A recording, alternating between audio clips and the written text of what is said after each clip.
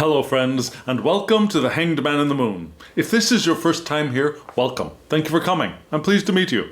If you've been here before, thank you for returning. I'm truly honored. Friends, if you are a returning visitor, you probably already know that this is the beginning of my deep dive into the Thoth Tarot, the Harris-Crowley Tarot. And this is the second lunar cycle that I've been doing this. So I'm starting to get a taste for my reading style with the Thoth a little bit. But it's going to take me a good year, I think, to get my bearings, to really get a grasp on the tarot created by both Lady Freda Harris and Aleister Crowley.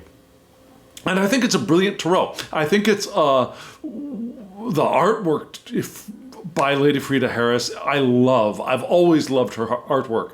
And yes, there are some challenges with using the astrology associated with the Golden Dawn personally. I prefer the continental system of associations. It makes much more sense to me logically, but I'm finding areas of crossover between the Golden Dawn systems and the earlier systems of astrological associations with the tarot. We all know this, right? That the Golden Dawn reinvented the associations that were beginning to be formulated in the continent with tarot, with people like Levi, Pappas, who am I missing? Atea, for example. And they were working things out, they were playing with things, and then the Golden Dawn came up with a whole new system, and then most of us seem to have just hopped on the bandwagon. Personally, I have not. But I think the associations are starting to make a little bit more sense to me, though there are still a few that make me wonder why. Anyways, so that's not the point of this week's video. The point of this week's video, and as of yet I don't have a title for it, but sorrow and work seem to be the two keywords that are prevalent or prominent in this week's spread. And that makes me think of this right off the bat. When we feel sorrow, when we feel the pain of the thoughts which we inflict ourselves with, from disappointment or dissatisfaction, for the Weltschmerz, the world weariness that we might feel. Sometimes we use work to drag ourselves out of that by the bootstraps. Is that good? Is that bad? I think it depends. And I think this week's spread is pointing to those areas where it depends. And I'm not talking about the adult diaper, but rather that if we're using work as a way of repressing the feelings and the thoughts that are giving us discomfort, if we're using work to distract ourselves in the sense of repressing the thing that is uncomfortable, and the way to do that is to put our attention elsewhere, then that will probably lead to unhappy outcomes in the future, right? If, however, we recognize the pain that we are feeling, we recognize the discomfort we are feeling, we acknowledge it, and we use our work to work our way through, to work our way up, to raise ourselves, to lift ourselves up from that feeling of, again, Weltschmerz, world weariness, then perhaps the work is actually beneficial. And because of that, I think this week's spread is going to point us in the possibility of two different directions, especially at the beginning. And so we are asked to, as we consider how we want to live our lives more intentionally in the coming week, Knowing that the Three of Swords, sorrow feeling, is not an indication of our being open to the power of our intention. What are we going to do about it? Are we going to bury it under our work? Or are we going to allow our work to help us raise our energetic state up, to elevate us emotionally and energetically? So, friends, that's where I think this spread is going to go. If you want to follow along with me, stay tuned. What am I going to do? I'm going to show you the spread all laid out, and then we'll take a look at the spread.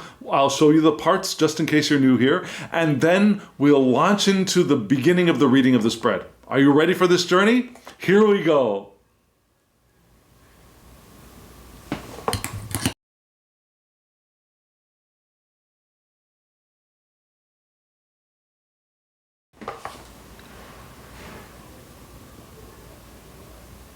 Friends, do you see where I got that idea for how this spread is probably going to be read? Now, if you know how I read this spread, then you can skip ahead. If you don't, let me give you a brief rundown of what I do.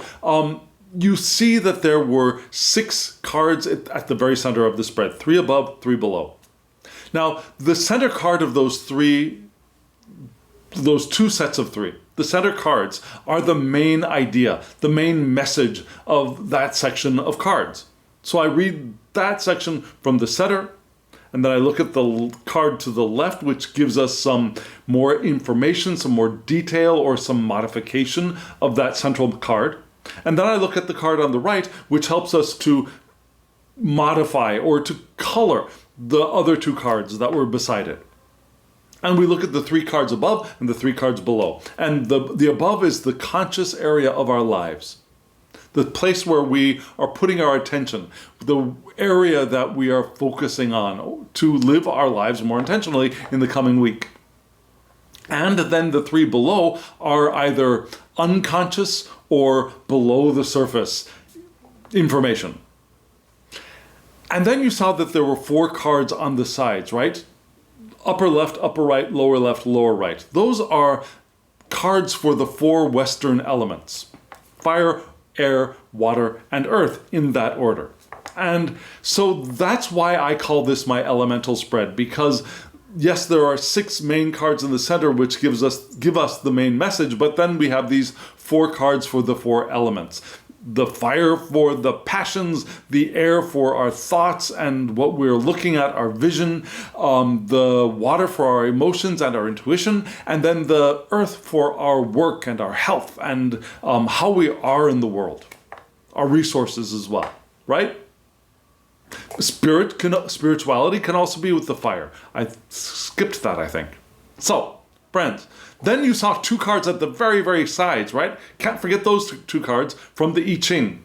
So these I-Ching cards are cards which will combined give us some advice. And sometimes that advice is sometimes that advice is a reiteration of the main message of the spread. Sometimes it's advice as in, do this. Because of that, do this. Does that make sense? So friends, that's how we're going to go. We're going to look at the top 3 cards of the central spread, then the bottom 3, and then we're going to read those 6 cards again in a very special way. I'll tell you about that later. And then we'll look at the elemental cards and then the advice cards at the end. Are you ready? Here is the reading for this week. Let's look.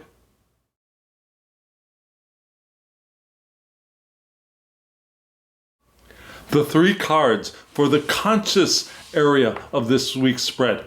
That gives us the idea of how we can live our lives more intentionally. Starting from left to right, you saw the 3 of discs, the 3 of swords, and the Prince of Cups. Very interesting. They're also very interesting astrologically.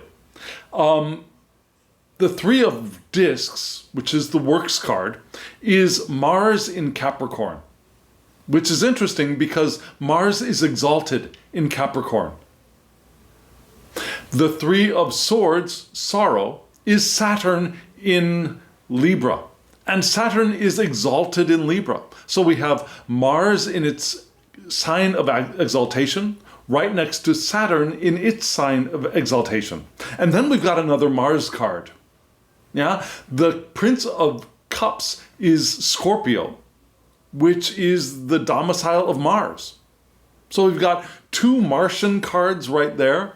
And then in the middle, we've got a Saturn card, but one of the Martian cards is not in its natural domicile, but rather in the home of its exaltation, just like Saturn is in the home of its exaltation, which is interesting. So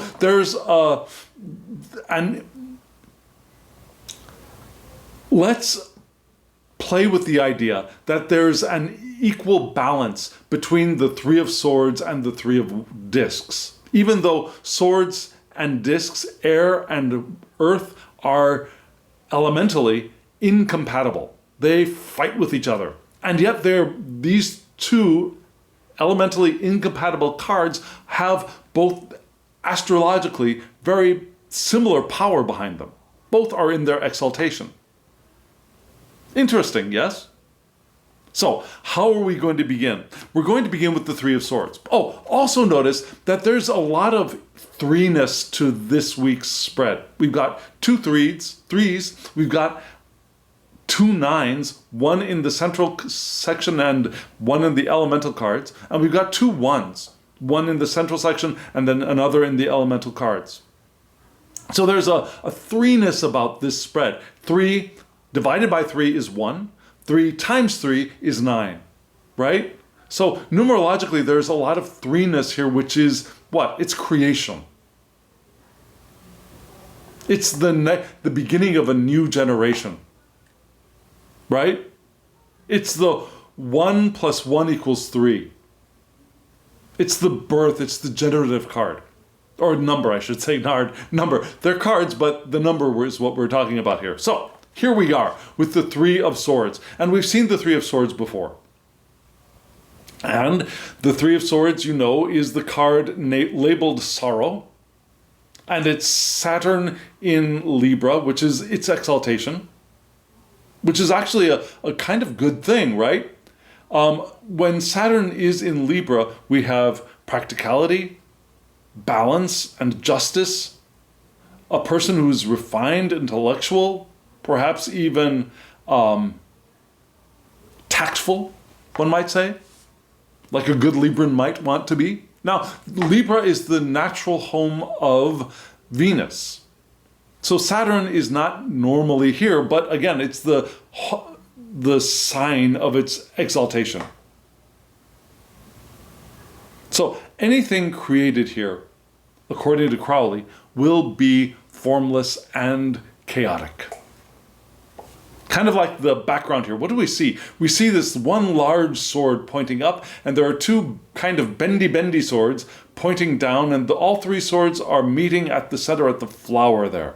And the background is supposed to give us the feeling of disease and disease, of corruption, of darkness, of pain and sorrow. And yet it's not the same sorrow card as the Three of Swords in a Waite-Smith deck. In the Smith-Waite deck, with the three swords piercing the heart, we get heartbreak, we get things that we've learned from heartbreak. In the Crowley deck, it's more of like I said, a Weltschmerz. That universal sorrow, melancholy of world weariness. The physical world cannot meet the expectations of our mind and our imagination. We've imagined this wonderful thing, and these wonderful possibilities, and our mind has been flying in the air with these, well, not flying in the air, has been seeing potentials that are delightful, and yet the world is not matching up to them. It's that kind of Weltschmerz. So the suggestion here is to submit to what is arising, no matter how dark it feels. And if it feels like we're slipping into maybe even a dark night of the soul, according to this card, we're suggested to go with it. Go with the flow of whatever it is that's arising here in this sadness, in this Weltschmerz. Perhaps because we have the backing of Saturn in Libra to see us through. Perhaps. So, at those times of dissatisfaction, which in a Smith-Waite card might be more of a Four of Cups moment, yeah? But here we've got it, it's all mind, and it's that dissatisfaction with the experience we're having in the world. It's the mental area of that rather than the emotional area of that, I guess. And right next to that card, we've got another three of discs. And the three of discs, I've already mentioned, is pointed to Mars in Capricorn, which is its exaltation. And people who have Mars in Capricorn might be persistent workers and are able to make progress. Increase is structured here with Mars in Capricorn. Capricorn, it's the worker that keeps oftentimes to themselves, but does the work of climbing to the top of the mountain to find success, like a good goat should. And the three of discs works is an understanding that has become put that in better grammar, is an indication that our understanding has become one with the work of all creation. Now, this work is not necessarily limited to our pounding of nails into wood, for example. Yeah, this work can be understood as broadly as we want, as broadly as the act of the creation of the universe. Because why? Because do you see the three discs? We see the three discs, and upon which a pyramid is placed, and from those three discs we see all of this energy pouring out into the world, right? And that energy seems to be in the form of maybe waves. And somebody wrote that those waves look frozen in time, but not necessarily. And those three discs can be seen in several ways. They can be the three primary elements of the four Western elements: fire, air, fire, and water. And those three elements combine to create Earth. Earth, which is the symbol, which is what that pyramid at the top symbolizes. And it's not really a pyramid, right? It's a 3D triangle, whereas a pyramid we usually think of as having a base of 4. This has a base of 3. And still, it's the pyramid of physical matter. Those three discs can also be alchemical: fire, sulfur, and salt. Right? I'm sorry, not fire. Mercury, sulfur, and salt, which are the base elements that are used for the great work to create gold, to create self. In Hebrew terms, they could be sattva, rajas, and tamas, the three gunas, which are the three qualities of a Hindu philosophy, instead of like of nature, the three qualities of nature. Instead of elements, they're qualities, yeah? Or they could be the three mother letters, Aleph, Shin, and Mem in the Hebrew alphabet. So all of this threeness, the joining of the three to create the rest. So there's no division between what we are doing and who we are here. We are what we do. And we combine all the elements and we create the earth. We create matter. right? And our understanding has become one with the work of all creation. This is a very powerful card. Works. And apparently, this is a very powerful card too, and these two cards in this spread are not, they're ill-dignified. They are fighting against each other. Mars against Saturn, but two exaltations are fighting against each other. One an earth, one an air. Mind and body. And so that's what makes me think that this card can be used to lift us up from this card, or it can be used to cover up and hide this in the background so we don't pay any attention to it.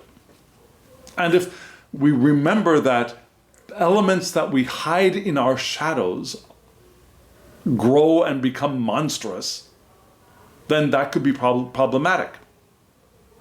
Things that we notice and we pay attention to and we don't give too much energy to, but rather we notice them, we recognize them, and then we find a way to raise ourselves up from them, perhaps by doing work.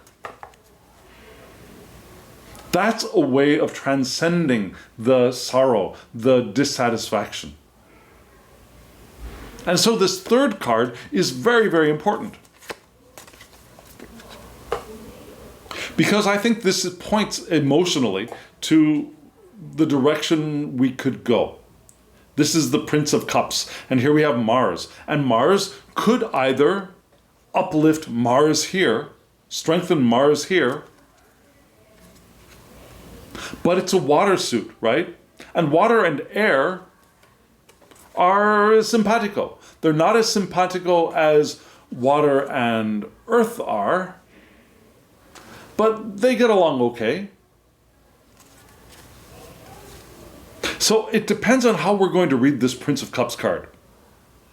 The Prince of Cups, again, is Mars in Scorpio, from which fixed water's vital attributes enter the world. And Crowley associates the Prince of Cups with hexagram 16 of the I-Ching. And hexagram, did I say 61? Hexagram 61 of the I-Ching is Kung Fu. It's importance. It's the importance of honesty and truthfulness. It's cultivating harmonious and stable environments for ourselves. So, if we can be honest and truthful and cultivate an honest, a stable environment for ourselves, I think that will be of benefit to the Three of Discs, this card, right? So, the Prince of Cups can point to silent patience, sharp attacks and sudden movement as well, like a scorpion, right?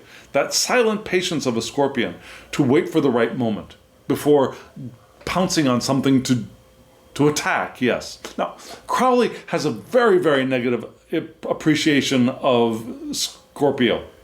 I'm just saying. Crowley sees Scorpio people as self-serving, not caring ruthless even. Intense interest in power and objectives and feeling no responsibility for the outcomes of what it is they're doing. That's Crowley's understanding of Scorpio, which I take offense at, being a Scorpio ascendant. And my grandmother, the woman who raised me, was a Scorpio sun. I don't think that she taught me those things as I was growing up. Scorpions are also sexual. They're also very deeply intuitive. They are interested in death, in the transformative aspects of death, like the death card in tarot, right? They're ambitious and imaginative and innovative. And they don't always care what other people think, but not necessarily to their detriment, but their criticism, you just keep talking. I'm going to do what I know is right. You know? So that's the way this Scorpion can also be perceived. This Prince of Cups. So, if we can embody two different kinds of Scorpios here, because we all have Scorpio in us, whether we are aware of it or not. We have all of the zodiac within us. Some expresses itself more clearly, more fluidly, more obviously, and some of it is more in the shadows, for example, as Jung might say, in the anima for a male, or in the animus for a female. Yeah? So, which Prince of Cups are we going to be? If we're going to be the imaginative, intuitive, innovative, not listening to anybody else, but doing the thing that we feel is right, then we can do the work of this, lifting ourselves out of this mire. If, however, we are going to be the asshole and be ruthless and self-interested and feel no responsibility, we're going to ignore this, we're going to bury that Weltschmerz, that world weariness that we're feeling in the dirt where it belongs, and we're going to work our way, no matter what, we're going to work. God damn it. If we're going to be that kind of Prince of Cups, then we're doing the negative aspect of this fight, where we're using this to bury that, where we're using this to bury this Three of Swords. So, what do you think? Which aspect of the Prince of Cups will I recommend? Yeah, I think we want to be the Scorpio that discovers its Diamond Sutra from within, hears the inner voice, follows the inner voice, and acts on it in the world to raise itself up out of the mire of the Three of Swords. Not burying that emotional or that psycho-emotional stance, but rather raising ourselves up from it with the work, with this card. So that this card, instead of being the thing that lands on top of the Three of Swords and digs a hole with it below so that it gets buried in the unconscious, rather, this can fly into the Ace of Swords and rise above, using those three discs as perhaps propellers to move its solid form up into the air, to raise itself energetically. Does that make sense?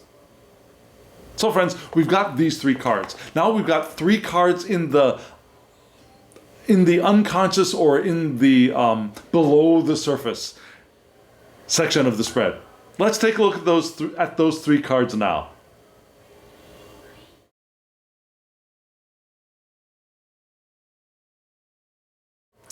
The three cards you just saw from left to right were the Nine of Wands, the Hermit, and the Ace of Wands. Pretty powerful under the surface set of cards, right? And because we begin at the center always, the primary element here is the Hermit, which is Virgo, an earth sign, which I think supports the Three of Discs, which was Capricorn. So here, instead of having, no, I'm sorry, I went off on a tangent that is irrelevant to this discussion. So here we have Mercury in Virgo, which gives us mutable Earth's vital attributes entering the world. And we have this beautiful hermit holding the lamp, parting the grasses, the wheat perhaps, and they look into the distance and see the Orphic egg with the snake curled around them. At their feet there is Cerberus, the hound of hell, which is the companion of this hermit. We see a little spermatozoa up on the rising up from the lower left-hand portion of the card. There's a lot of light pouring from the lantern, which is not held up in front of the hermit's face as in many tarots, Tarot de Marseille, the Smith-Waite deck, but rather the lantern is down below with Cerberus. And the hermit is looking through the grass with the natural light that is there, which I think is interesting. And the light that the hermit is carrying here is definitely a star. The hermit on the tree of life connects Chesed and Tiphareth. Chesed and Tiphareth. So it connects loving mercy with beauty and the heart. What a wonderful thing to connect, right? Connect the heart, connect the center of the tree of life with loving mercy. And the Hebrew letter here is Yod, which is the little squiggle, looks kind of like an apostrophe. And it's the letter or the symbol, I should say, for a hand. And that could be the hand of creation, the hand of God creating in the world. And because it's associated with Yod, it's also associated with the rune Naudis, which looks like a line with another line going this way on it.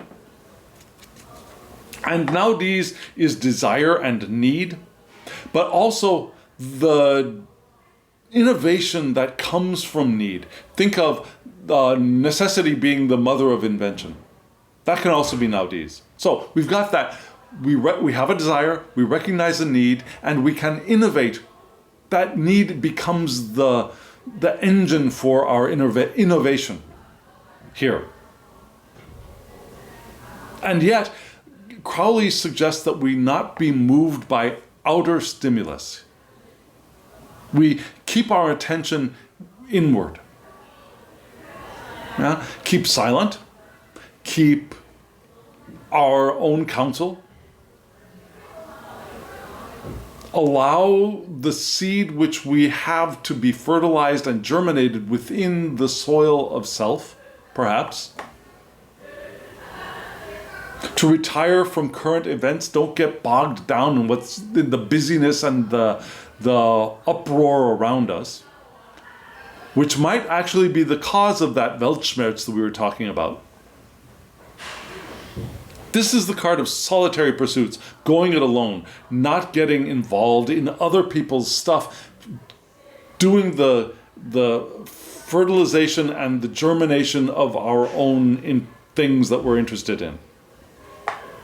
Kind of like the Prince of Cups.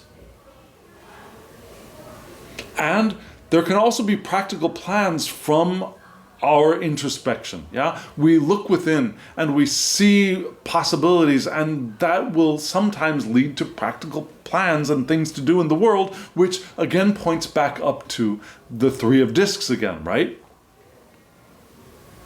And we'll see that connection in just a moment. But here we're asked, or we're reminded that in this time of sorrow, we want to turn inward, but not in the sense of like going into a cave and barricading ourselves in and hiding ourselves in something, but rather we want to take our attention off of what's going on around in the world. Those are the prepositions I wanted. Going on around in the world. And not blocking it out, not building up a barrier, but rather just turning our attention in away from the chaos around us. And if we can do that, then we can lift ourselves up perhaps from this sense of world weariness, right? And develop some practical plans, do the work that we want to do, raise ourselves up energetically through this card. And this card is being supported by a very powerful card. Yeah, there, in the unconscious area, there is no element that is ill-dignified. We have one earth and two fires, and they're hunky-dory together. They don't build each other up, but they don't tear each other down either. Whereas above, we had the air and the earth in conflict. Here, everything is elementally fine, copacetic. For some reason, my word for this thought deep dive is going to be copacetic, I think. So, the Nine of Wands, strength. We have the moon in Sagittarius, which is kind of an odd placement, frankly. But people with the moon in Sagittarius like to seek the truth about people and the world around them. They're truth seekers. Which is a good thing, especially paired up with our wonderful hermit here, right? We see the 8 wands crossed in the background and one large wand up in front, right? Vaguely reminiscent of the Marseille, Terre de Marseille 9 of Wands. But here we have the sun above and the moon below on the central wand. And then we've got a whole bunch of moons on all of the wands, on the 8 wands in the background. So what is this 9 of Wands, this powerful card here to tell us with the title of strength? It's here to tell us that may be a time of rapid progress, requiring steady strength. Now, little actions to encourage others can add up here, but I don't think that's what we want to put our attention on, because remember, we're bringing our attention back in towards ourselves, right? So everything is pointing to that wanted thing, yeah? And perseverance and moving onwards will move ourselves towards that goal, that wanted thing. And instead of being like an energetic burst of power from the 8 of Wands, here Crowley associates this action to an Aikido master, which is constantly in motion. Right? There's a fluidity to Aikido. And yet, the Aikido master is able to do what? Is able to bring the force in from the outside and redirect it with very minimal effort. The Aikido master is able to look at things as they are moving and just give little nudges to them as they are flowing to bring them into alignment so that they move in the direction that the Aikido master wants them to move in. Right? To great effect. Small, minimal efforts to great effect. And we're asked to release ourselves from what? From burdens here. And be vigilant. Be perhaps emotionally vigilant as well. Release ourselves from the burdens of perhaps that 3 of Swords. Of that Weltschmerz. And this card with this card together are wonderful, right? The Hermit is doing the reflection, that introspection that can lead to practical plans that are strengthened by this 9 of Wands. And those plans, that germination to gestation, can be sped up with this 9 of Wands as well. Right? That makes sense, doesn't it?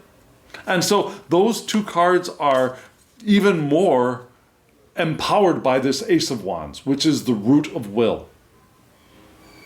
Potential for growth, but it's up to us. And maybe this is that seed that is being planted. That with our willpower, the seed of growth and creativity and passion can be planted by the Hermit in the quality of the Nine of Wands. And this Ace of Swords, this Ace of Wands gives the Hermit unlimited energy for a potential project or a potential relationship, or which doesn't seem to be indicated in this week's spread, or development. So potential projects or potential developments are, the energy for that is readily available. But it requires commitment to bring it into reality. We've got the energy, but we need the commitment, we need the focus to bring that energy into a manifestation. There could be a flash of inspiration there as well. That light that is being carried by the somewhat lackadaisically carried by the Hermit, that could be this could indicate that lamp bursts into a flash of inspiration. Pure potential, which could go anywhere and do anything. The fire as the symbol of spirit can burst forth here. But again, for it to continue, it asks us for this. Right? Little actions to keep it going, keep it going. Like the Aikido master. And everything, this is pointing in the direction of what we want to, where we want to go, what we want to do, what we want to experience. And this can support that as well. This being the Nine of Wands. Does that make sense? So this Hermit here has a lot of power at their disposal for doing the work.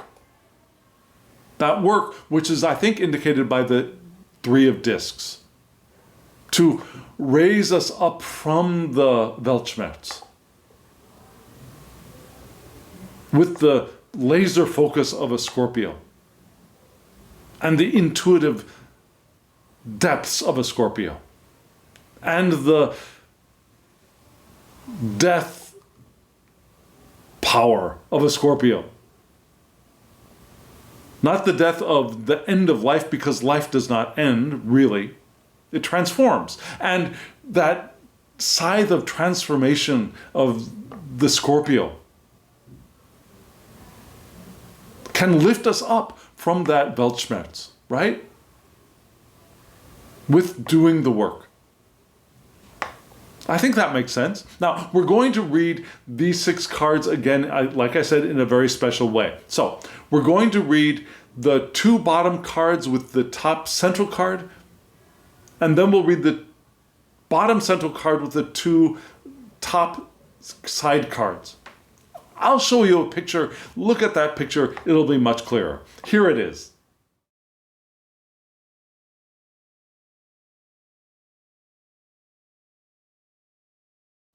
Friends, did that picture make sense to you?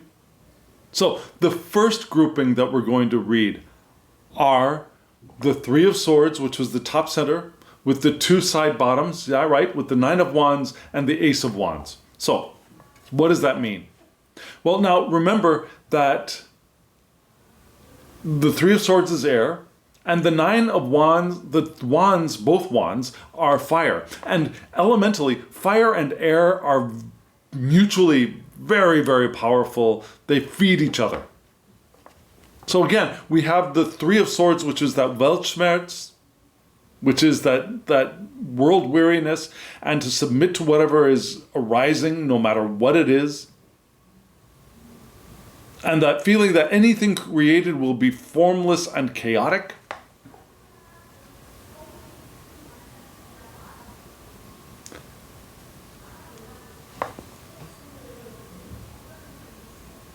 This card is from below,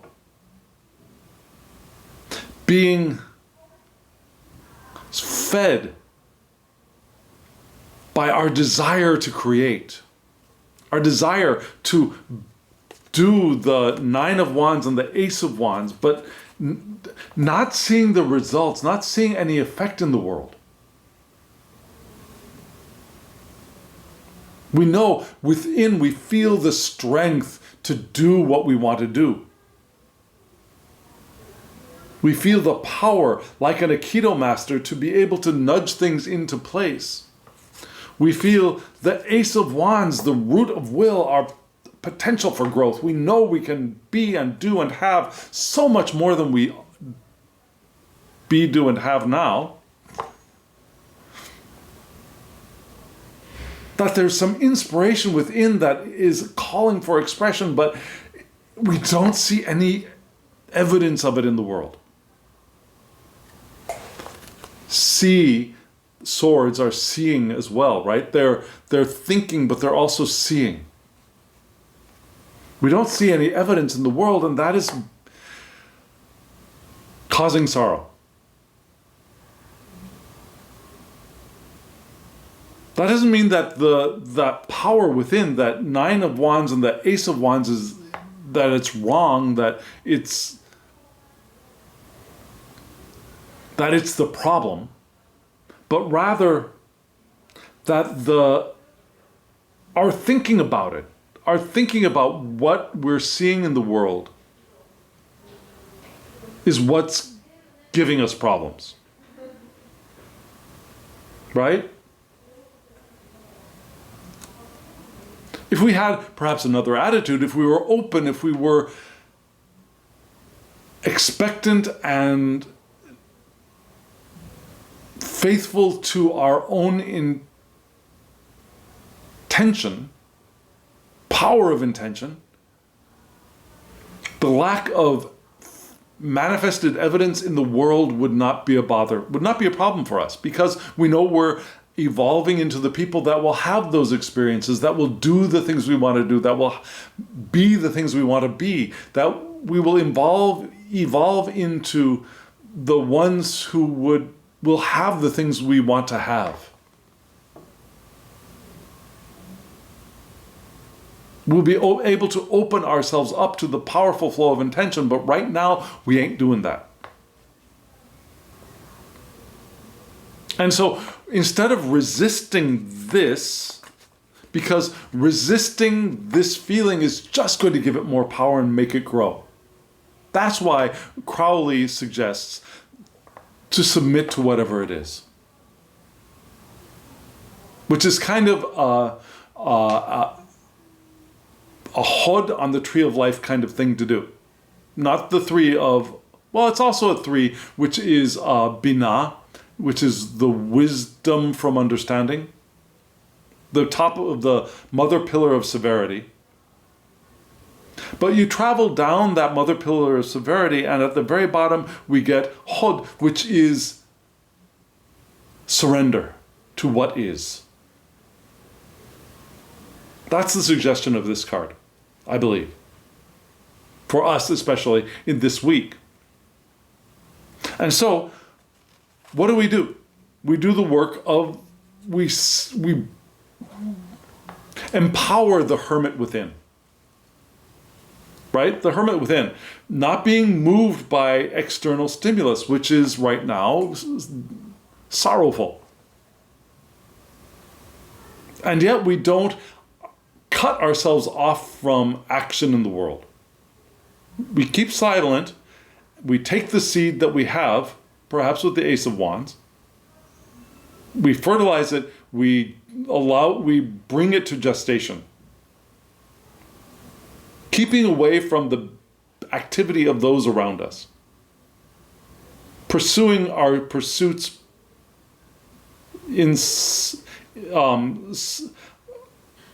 pursuing our solitary pursuits. That's what I'm trying to say. Not getting involved. Doing what we want to do. Seeing our cosmic egg out there. Our this thing. Right? The Ouroboros, not the Ouroboros. The, just a second. The Omphalos? Ouroboros. The Lemniscate is this one. The Ouroboros is this one. This is the Omphalos. the cosmic egg. And to support this, we have the Three of Discs, which gives us power for that works, right? In our conscious sphere, the Three of Discs can empower the Hermit. Because it's Cancer empowering Virgo. Understanding, becoming one with the work of all creation. And, I'm sorry, so this card is supporting this one, and so is the Prince of Cups. Yeah, we've got Earth and water together. Earth being the Three of Discs and the Hermit, and then water being the Prince of Cups, and water and earth, they build each other up too. So the Prince of Cups being the Scorpio who does the work on their own, who doesn't care what other people are saying or what other people are doing, and the hubbub that's around them focuses on what they want, what they are doing. They allow the inspiration which the Hermit has to rise up and become clear and to guide them, to do the work. That is the work of all creation. That is the work of our power of intention. So that is the way for us to rise above the Three of Swords, I believe. And we have that within. We have those qualities available to us as well. Have you ever felt that yourself? That the hubbub around you is just making an uncomfortable feeling more unbearable. How did you react? Were you ever able to find a creative way to move yourself past or beyond that in some way? Rather than just closing yourself off, getting under the covers and waiting things out. Have you ever been able to just allow yourself to separate? Like being in the eye of a tornado, or I'm sorry, the eye of a hurricane or a typhoon. So you allow that whatever's going on to keep going. You're not going to mess with it. Stay in that peaceful center of the hub of the wheel. And do what you want to do there. Have you done that? I think it's a very powerful thing to be able to do. And that's what we're pointed towards this week.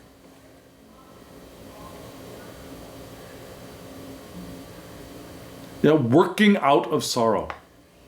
The working out of sorrow. I think that's the title of this week's video. The working out of sorrow.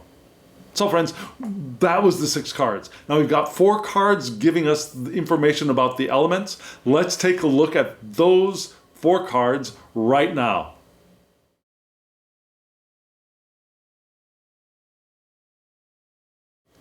Friends, I just realized that I hadn't mentioned anything about the decks that I'm using. And just in case you're curious, the 6 cards in the center that look like this, these are from the mass market large version of the Harris-Crowley Thoth deck.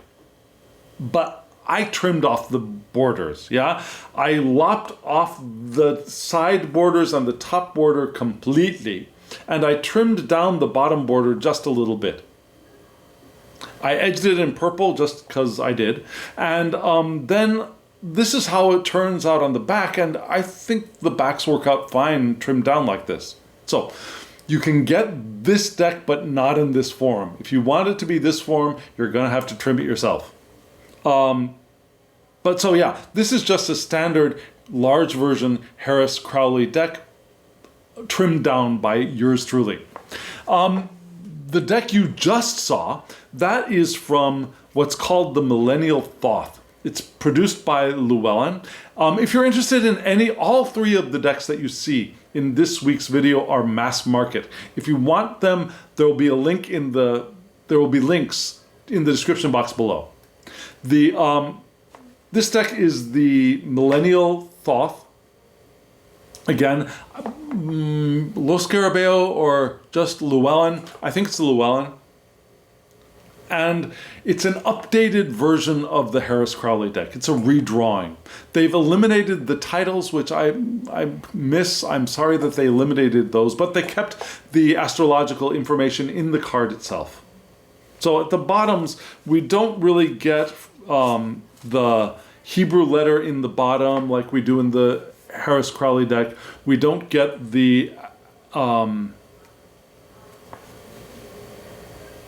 titles as we do in the Harris-Crowley deck, but it's a beautiful redrawing. It's a little bit computer graphic, which makes me prefer the Harris-Crowley original more, but it's a beautiful deck.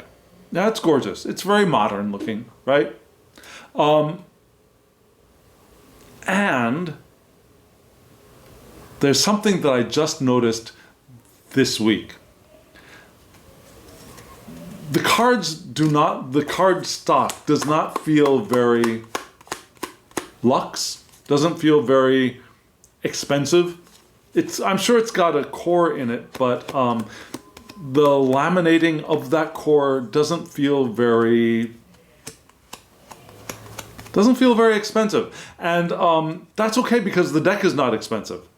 However, I just noticed this week that it chips like the dickens. I've only used this a couple of times, and you can see, I think, the Nine of Wands particularly is already very chipped, which was a little disappointing. But like I said, it's not an expensive deck. And perhaps, I don't know, the other cards might not chip as much as this Nine of Wands chipped. This is the first one that really has done that chipping you notice here at the top, right? Anyways, so this deck, wonderful deck. I recommend it. And know that you get what you pay for, right? So, you saw that in the 4 elemental spots of fire, well, in fire we had the Nine of Wands, in air we had the Ace of Wands, in water we had the Queen of Cups, and in earth we had the Ten of Cups. A lot of interesting stuff here. The elements for the active elements, we had fire in both of them. In fire and air we had 2 fire cards, the Nine of Wands and the Ace of Wands, which we had in the central part of the spread, right? And on the same side, Nine of Wands, Ace of Wands, elements.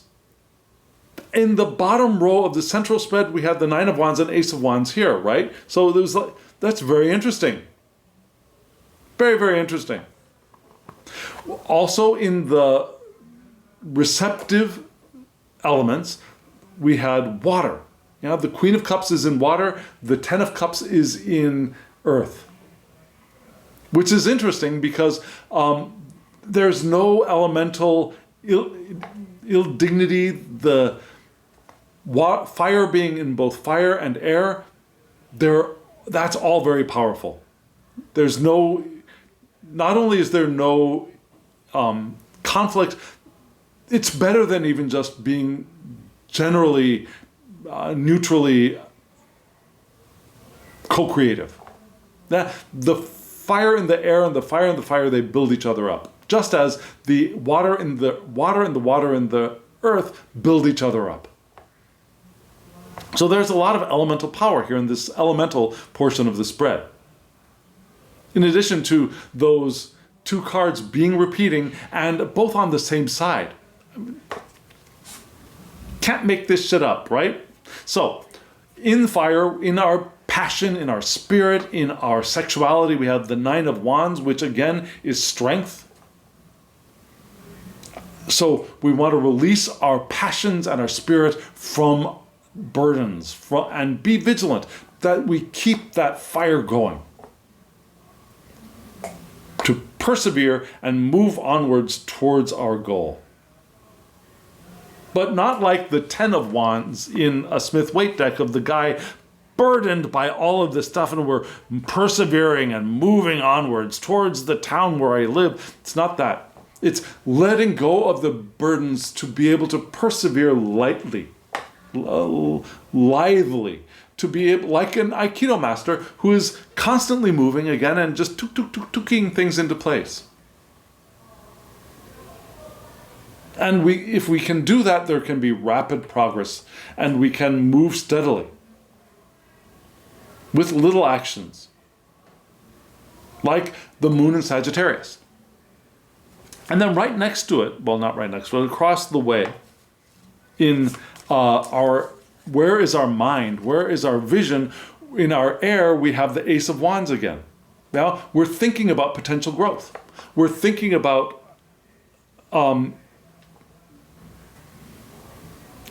keeping up to the tasks at hand and receiving that flash of inspiration and seeing the path for its growth. And seeing and understanding our fire, our spirit within. Okay, now, as far as art on the cards, I just want to point this out that, okay, so the 9 of Wands, the Crowley deck, and the Millennial Thoth. Yeah, no title on the Millennial Thoth, and frankly, I prefer the art by Lady Frida Harris. These two are actually very, very similar. Very similar, right? And yet, I like this style of artwork much better than this artwork that seems very computer generated. The colors are bolder, yes, but it lacks a certain human touch, if that makes sense. And then, with the Ace of Wands, frankly, I really, really prefer the Lady Harris version of the Ace of Wands. I mean, this one here in the Millennial it's nice, it's fine, but it lacks a lot of the symbology, whereas many of the other cards do not lack the symbology. This one really lacks. How? You can see in the Ace of Wands done by Lady Frida Harris that the flames are in the shape of the Tree of Life. So we get the Tree of Life emphasized here in the Ace of Wands, and we do not get that here in this Ace of Wands. And yeah, the lightning in the background and may seem a little bit more impressive to our modern eye, used to seeing computer graphics in our movies, but actually this feels more powerful to me. It seems more bold. A little less like a Marvel comic movie, you know? And don't get me wrong, I love Marvel comics. I also like DC comic movies, but I love Marvel comic movies, and that's what this reminds me of. But this reminds me of symbolic art, you know? So, again, this deck is fine. But I really do prefer Lady Frida Harris's work. I really do. Okay, so we have fire in the air, we have fire and fire. Very powerful. And we move into water. The Queen of Cups is in our water. This is our emotions. And we've got the moon again here in the Queen of Cups, reminding us perhaps a little bit of the moon in Sagittarius for the 9 of Wands, maybe. Just a little reminder. Although elementally, the Wands and the Cups are ill-dignified, right? They do fight with each other. So here, with the Queen of Cups being the moon in Cancer, we have cardinal water's vital attributes entering our world. And it's hexagram 58, which is the hexagram of joy. Also the hexagram of mediumship. like a medium, not like medium, large, small, but medium like psychic mediums. It's also the hexagram for transmissions, like the transmission of information, the transmission of knowledge through the ages.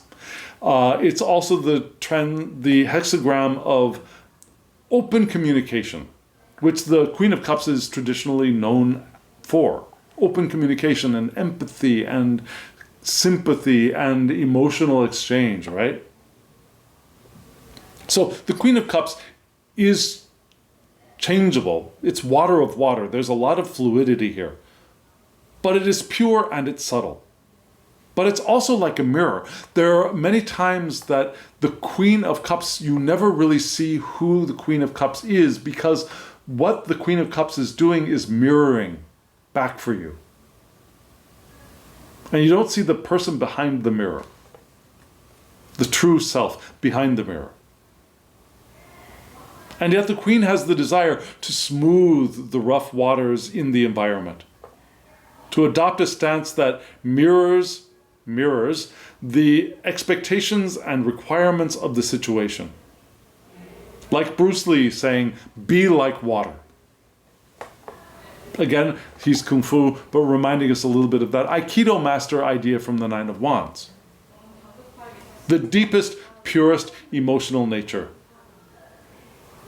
The Queen of Wands, the Queen of Cups carefully listens to the quiet voice from within. Recalling the hermit, right? So we've got some of that here in our emotional area as well. The joy of doing that. And doing those things in a state of joy is the most powerful way to do that. That's where we get the clearest, purest messages from, within and from spirit.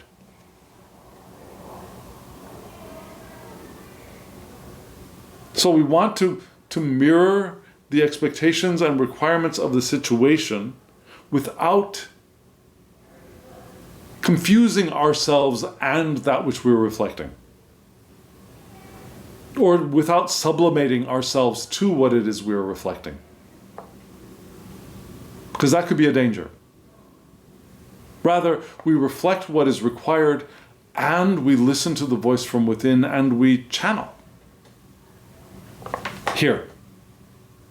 It's a beautiful card. We see what is that on her side? Is that a swan? Now she's holding a cup, but you can see how she is reflected there in the water, right? She is the mirror. So emotionally, that's the stance we want. We want that open, joyful, we want to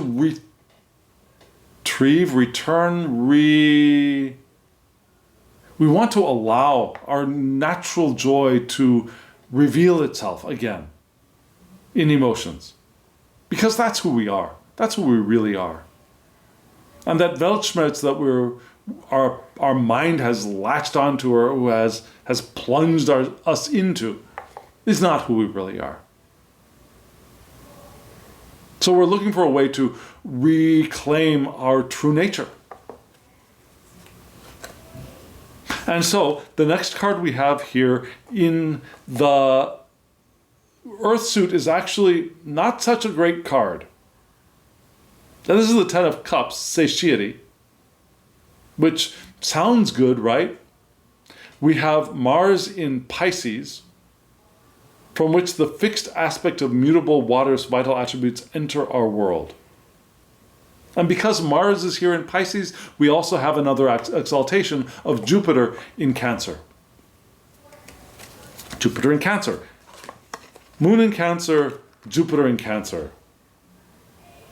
So this card can be mutually uplifting with this card if we allow it. If we go into now, why is Mars in Pisces?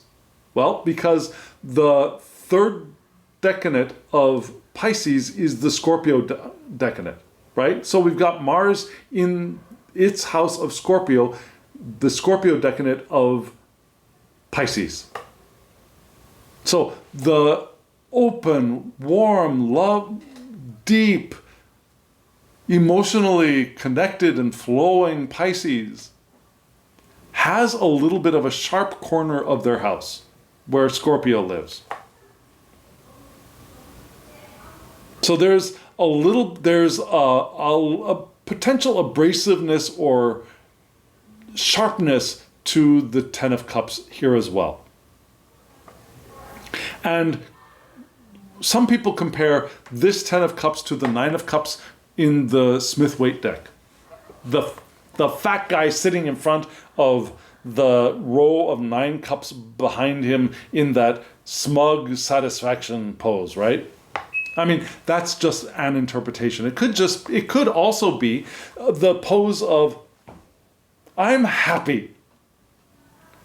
We read smugness into his picture, but it could be the, I'm happy, I'm full, and I've got enough, I'm satisfied. Right? A lot of people cast a lot of shade on that fat dude in front of his cups. But if we look at it, that guy as shady, that could be a little bit more like this card. Yeah? And the indication here is that to every peaceful time, a storm comes to shake things up. To every Pisces, a Scorpio comes to shake things up. And it's because there's too much of a good thing. Being full of ourselves, the need for change, gives us a need for change, to pursue new desires. And if we can do that, we're good. If we feel full of ourselves and then realize, is that all there is? And just stay there, then we'll move back into that Weltschmerz of the Three of Swords.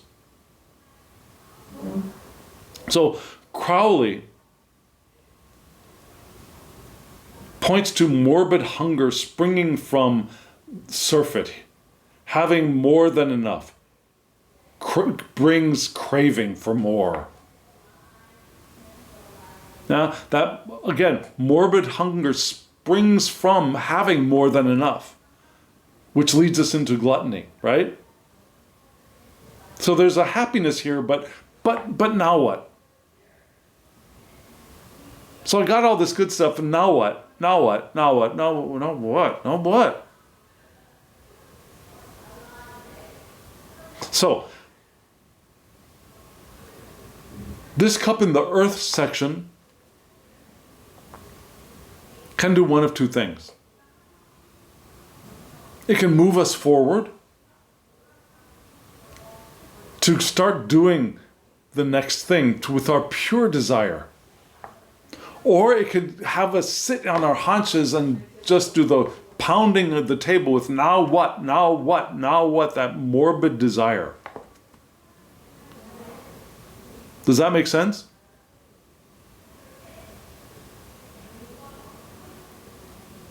And the Queen of Cups can soften this, but she's not all that powerful.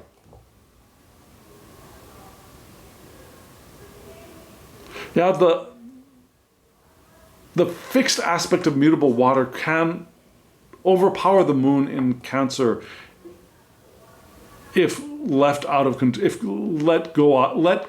get out of control. Right? So, what do we have here for these 4 elements? That in the active side, we've got a lot of power, we've got our strength, we have our willpower to create from the Ace of Wands, and we have the power to move, to be flexible and move things forward. In our receptive area, we have a deep receptivity with the Queen of Cups, and there's potential joy here, there's satiety in our emotions and our work, which can tip over into something dark if we're not careful. But if we're careful, if we move forward, we do the work, if we work out of our sorrow of the Three of Swords, we're good. If not, we're not good. Right? So we've got 2 cards from the I-Ching for our advice. So let's look at those 2 cards right now.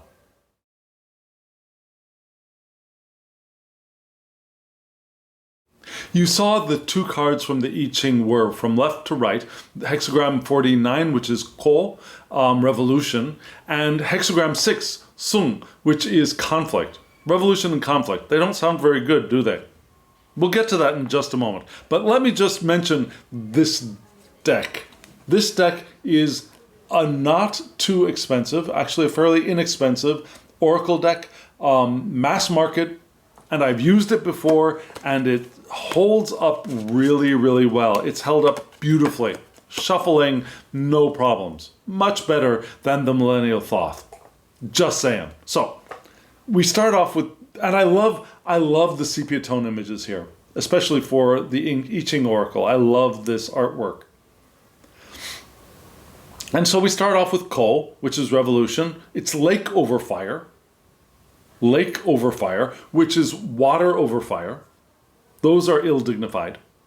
And lake, the water sign being on top, lake wants to move downwards.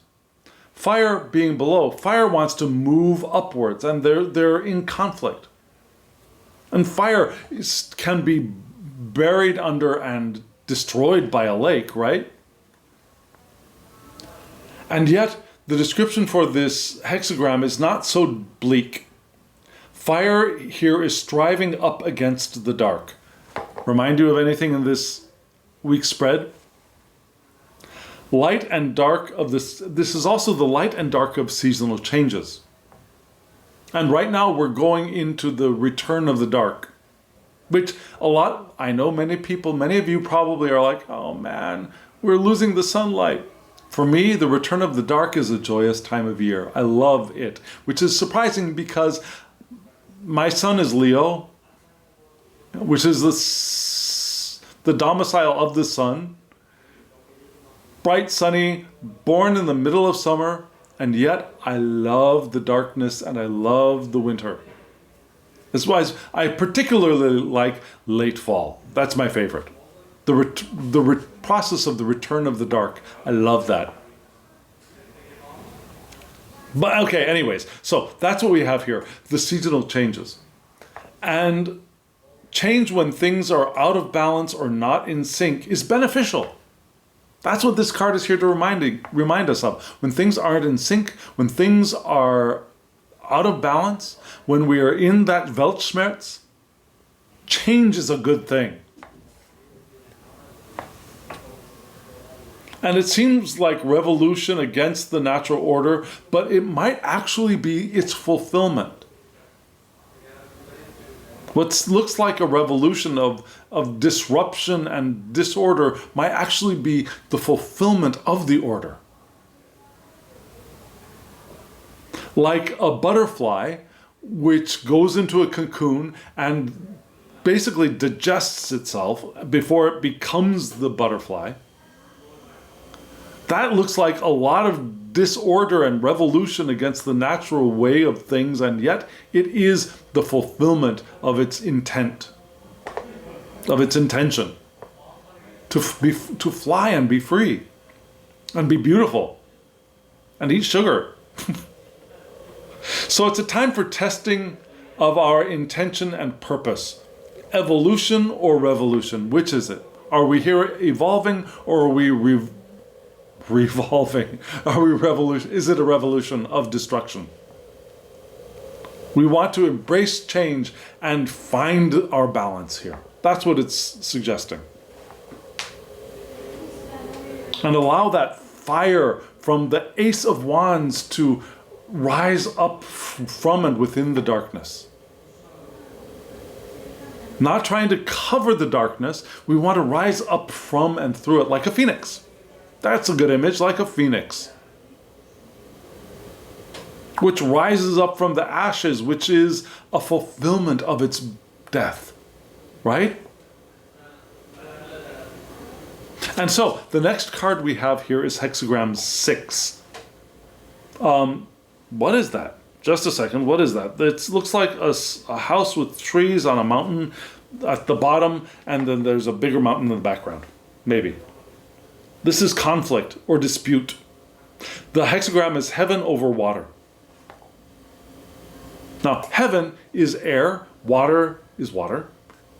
So heaven wants to go up, water wants to go down. In hexagram 98, the water wanted to go down and the fire wanted to go up, and it's like this, right? Here, the heaven goes up, the water goes down, and they're going in opposite directions. But up going higher, low going lower, right? So this is one moving up, the other moving down. Conflict is inevitable. So we're called to find a way to resolve them. There are challenges and opportunities in this one card. To resolve this conflict between heaven and water. Again, there are challenges, but those challenges can be opportunities, like the hermit finding opportunities from within. Well, someone or something may be pulling against us, and then again we get that idea of don't allow them to interfere with who we are and what we're doing. Remain neutral, cautious, and honest, like a good Prince of Cups, not the evil Prince of Cups. Seek assistance or advice from others when it's appropriate, but remain neutral. And if we're sure that we are moving in the right direction, proceed cautiously. Again, retire oneself from the tumult of the world around us and proceed cautiously. Just like a good Knight of Cups may want to do, or a hermit may want to do. And if we are in doubt that what we are doing is right or not, then don't proceed now. Allow the thing that gives us confidence, that new Ace of Wands, to reveal itself clearly. And then we can start nurturing it. As a revolution of evolution in this card. So we take this card, which is 49, of revolution, which has wonderful potential and a little bit of cautionary note. And this card says, okay, yes, there are some potential conflicts which could bring opportunities.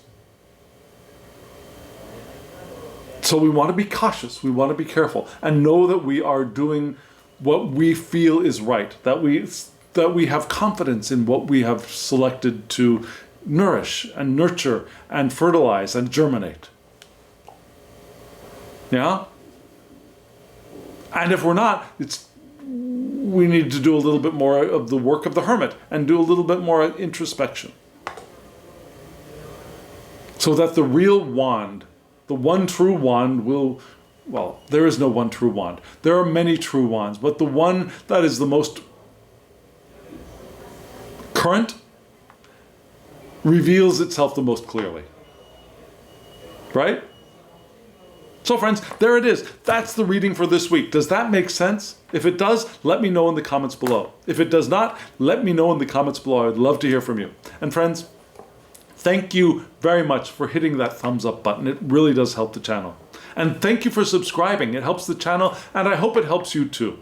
And if you hit the alarm bell, you'll get notifications of when I upload videos. I'm doing 2 a week. I might do 3 sometimes, very, very sometimes, because this semester is that kind of a semester. A wonderful semester, and yet I need to be cautious of where I'm putting my attention and energy. So get the alarm, get the notifications, hit the alarm bell. And what else? Oh yes, comment below. I really want to hear from you.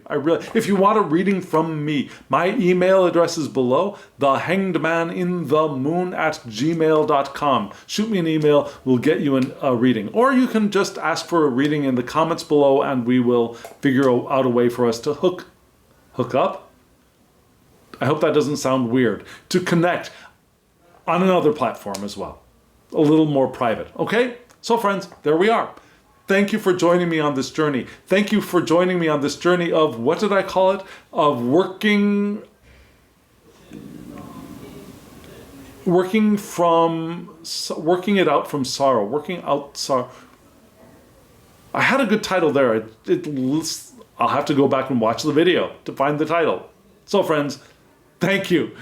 And now, as always, I wish you love, joy, well-being, and pure awareness. Thank you.